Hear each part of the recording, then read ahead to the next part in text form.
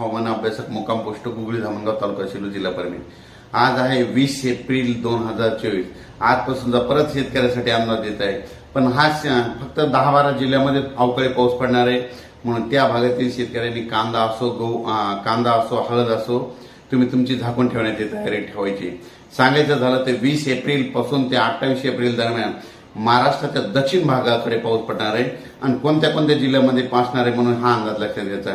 सुरुवातीला आपण काय करू, म्हणजे कोल्हापूर, सातारा, सांगली, पुणे, नगर, सोलापूर, उस्मानाबाद, बीड, लातूर, परभणी, हिंगोली, नांदेड, यवतमाळ आणि यवतमाळपर्यंत ह्या पट्ट्यामध्ये पाऊस असणार आहे। त्याच्यानंतर तुम्हाला एक सांगू इच्छितो, बीड जिल्हा देखील आहे, त्याच्यामध्ये बीड, जालना देखील आहे, म्हणून हे अंदाज लक्षात घ्यायचा।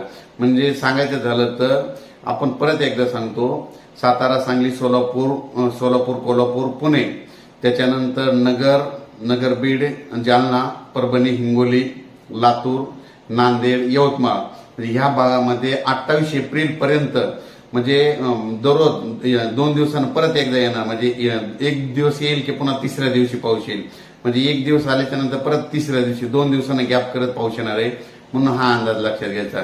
म्हणजे काही ठिकाणी पाऊस येईल, काही ठिकाणी वारा सुटेल, कुठं पाऊस पडायचाच नाही, ही परिस्थिती राहणार आहे, म्हणून हा अंदाज लक्षात घ्यायचा। अचानक वातावरण बदललं तर लगेच एक मेसेज दिलेला आहे। पण परत एक सांगतो, आज आहे 20 एप्रिल।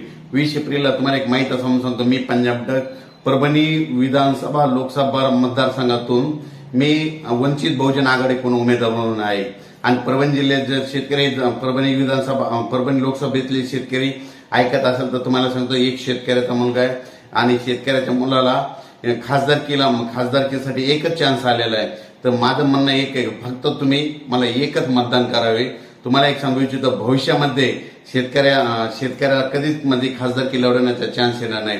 योगायोग आलेला आहे, वंचित बहुजन आघाडीकडून तिकीट दिलेलं आहे, म्हणून शेतकऱ्यांनी माझे जितके चाहते त्यांनी मला फक्त एकच मतदान 26 तारखेला केलं तर खूप चांगलं होईल। तुम्हाला एक सांगू इच्छितो, म्हणजे परभणी